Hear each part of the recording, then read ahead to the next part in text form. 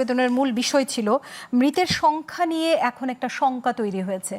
হ্যাঁ, এই যে মৃতের সংখ্যাটা নিয়ে মতভেদ তৈরি হচ্ছে, আসলে সরকারের কোন জায়গাটায় মানে ইয়েটা আছে, দুর্বলতা আছে, যার কারণে এই জায়গাটা তৈরি হচ্ছে, বা সরকারের কি করণীয় ছিল এই যে জায়গাটা স্পষ্ট করার জন্য?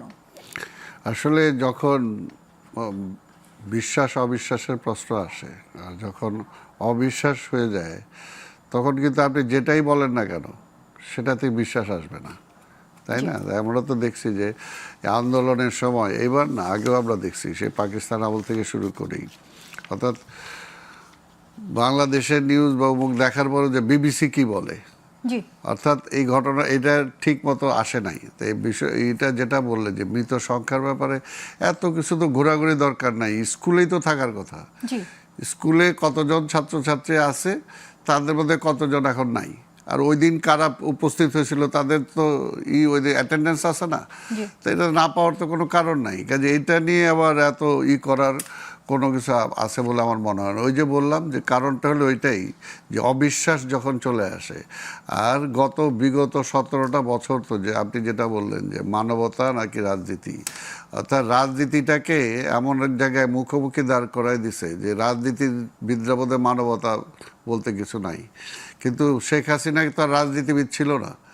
শেখ হাসিনা একজন রাজনীতিবিদ হিসাবে তো ক্ষমতায় দলের প্রধান হয়েছিল, ক্ষমতায়, কিন্তু এরপরে তো সে স্বৈরাচার হয়ে গেছিল।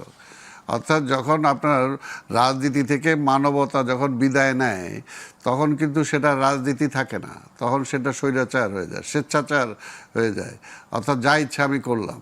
তো সেটা তো আর রাজনীতি না। তো এই কারণে আজকের এই যে দেশের যে অবস্থাটা দেখেন, আজকে কত অল্প 1 বছর হয়েছে, এই 1 বছরের মধ্যে আজকে এই সরকারের উপরে মানুষের বিশ্বাস অবিশ্বাস কোথায় চলে গেছে? চলে যাওয়ার তো কথা না। কারণটা হলো যে তাদের অ্যাক্টিভিটিস, তাদের অ্যাক্ট। আজকে কেন বিভেদ হবে? আজকে বিরোধী রাজনৈতিক দলগুলোর মধ্যে আমরা তো বিভেদ করি নাই, আমরা তো বলি নাই বিএনপি হিসাবে আমি 1 নাম্বার দল, আমি ছাড়া অন্য করে রাখবা কেন, বা অন্য কার সাথে কনসার্ন করবা কেন? আমরা তো বলছি সকল রাজনৈতিক বিরোধী দলগুলোর সাথে তুমি আলোচনা করো, এবং সেগুলো যদি বারবার আমরা বলে আসছি ভেরি বিগিনিং, কিন্তু ওনারা মনে করছে এই কয়জনই সব। কিন্তু রাজনীতিটা বা দেশ পরিচালনা যে অত সহজ না, এটা তো আমরা সবাই বলি অতীত থেকে শিক্ষা না, তারা তো সেটা নিচ্ছে না বা নেয় নাই, এখনও নিচ্ছে না। তারা যদি মনে করে যে ডক্টরেট আছে একজন, ডক্টর ইউনূস সাহেব, আর তার অধীনে যারা আছে বাংলাদেশে এরাই সর্বশ্রেষ্ঠ, এর চেয়ে সর্বশ্রেষ্ঠ সরকারও কিন্তু আসছিল, কিন্তু তারা পারে নাই। ফাইনালি 111 হয়েছে দেশে, তাদের ব্যর্থতার জন্য 111 হয়েছে। তো কাজেই বলবো যে ব্যর্থতা থেকে ওইদিকে তাকায় দেখে শিখা নেওয়া উচিত। আজকে এই সরকারও মানে আজীবনের জন্য সরকার আসে নাই, সময় চলে যাচ্ছে, 1 বছর অলরেডি চলে গেছে, কাজে তাদের হাতে সময়ও নাই। এখন যদি ইচ্ছাও করে তারা কিন্তু আর ওই যে ব্যাক টু প্যাভিলিয়নে যেতে পারবে না, ওই সময়টা ফিরে পাবে না।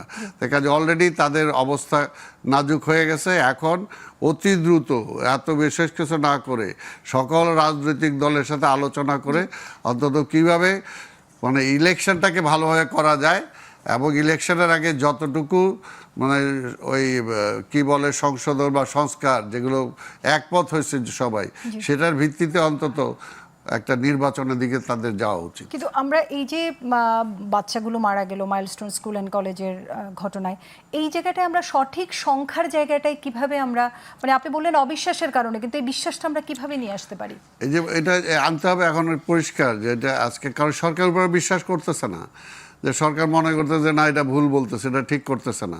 এই কারণে এটা স্কুলে আমি তো যেটা বললাম, কেন এখানে আমরা ব্যবহার করিনি যেটাকে বলা হয় ইনসিডেন্ট কমান্ড সিস্টেম, যেটা জরুরি অবস্থায় একটা রাষ্ট্রের মধ্যে ব্যবহার করা হয় কিছু যৌথ কমিটিকে নিয়ে, এই ধরনের সিস্টেমগুলো আমরা কেন করছি না, যেহেতু আমরা দুর্যোগ প্রবল দেশ?